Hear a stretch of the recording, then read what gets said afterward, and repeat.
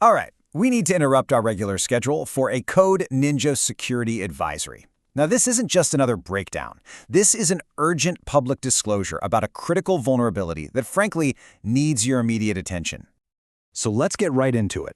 We're putting this warning out because there's a serious flaw in a very common piece of network gear that's putting people at risk right now.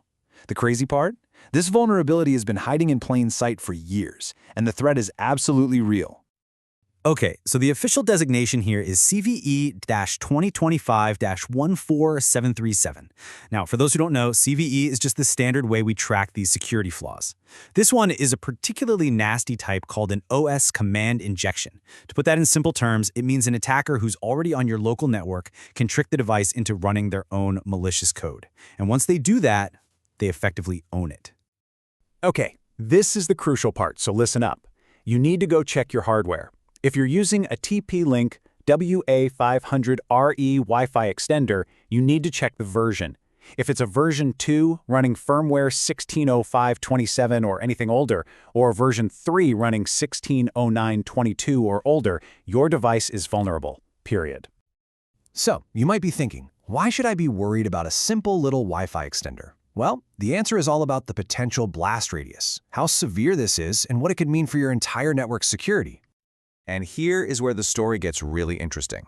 There's a major disagreement about just how bad this thing is. TP-Link, the company that made the device, rates it a 7.1. They say an attacker needs high-level admin privileges to pull it off. But the U.S. National Institute of Standards and Technology, or NIST, completely disagrees. They've scored it higher at an 8.0, saying an attacker only needs low-level access. Our guidance on this is crystal clear. You have to plan for the worst-case scenario. You have to assume NIST is right. And if they are, it means any authenticated user on your network, even someone on your guest Wi-Fi with the bare minimum of access, could potentially use this flaw to take over the device. That just dramatically lowers the bar for an attack. And you have to understand, this isn't happening in a vacuum. In just the first half of 2025, we've seen a staggering, record-breaking 21,500 new vulnerabilities disclosed. Your network is basically under constant assault from potential threats, and this TP-Link flaw is just one of many that can easily slip through the cracks. And this just shows you the incredible speed we're dealing with. The moment a vulnerability like this one goes public, attackers and their automated bots are out there scanning the internet for vulnerable devices. It happens within 24 to 48 hours. That's it. Your window to act is closing fast. The race is on.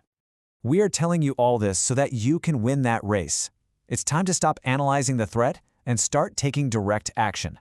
So here are the exact steps you need to take to lock down your network right now. The protocol is simple. Step 1. Identify. Find every single one of these vulnerable extenders on your network. Step 2, patch.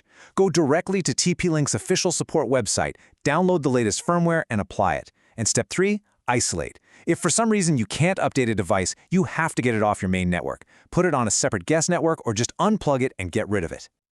Okay, now that you have your immediate action plan, let's take a look at the very troubling history of this flaw. You have to understand how it became what we call a zombie vulnerability. Something that was basically dead and buried for years before rising up again as a major threat. It's a critical lesson in modern cybersecurity. This timeline is, well, it's concerning. The flaw was first found and even published way back in June of 2022. But then, for 3 years, it sat in this disclosure gap. It had no official CVE number, no formal tracking. It wasn't until the end of 2025 that it was finally cataloged, and only in January of 2026 did NIST come in and reveal the true low-privilege risk. This thing basically came back from the dead. And this right here, this is exactly why we are issuing this advisory today. The system was just too slow.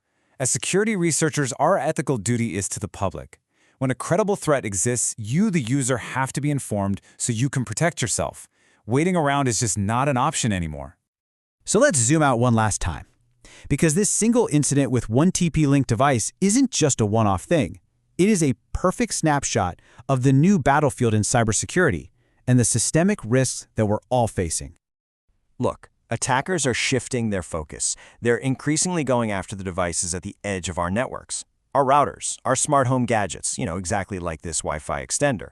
At the same time, regulators are finally cracking down, and companies are being held legally responsible for these kinds of flaws. And yet, Unbelievably, these simple, old-school vulnerabilities like command injection are still popping up in brand new products. Just think about this for a second. 1 in every 5 data breaches is caused by a known vulnerability that already has a patch available, just like this one. These are completely preventable disasters. Keeping your software updated isn't just, a good habit. It is one of the single most powerful defenses you have. So, following this advisory and patching your TP-Link device, that's a fantastic, critical first step. But it should also be a wake-up call. And it leaves all of us with one final, vital question you really need to ask yourself.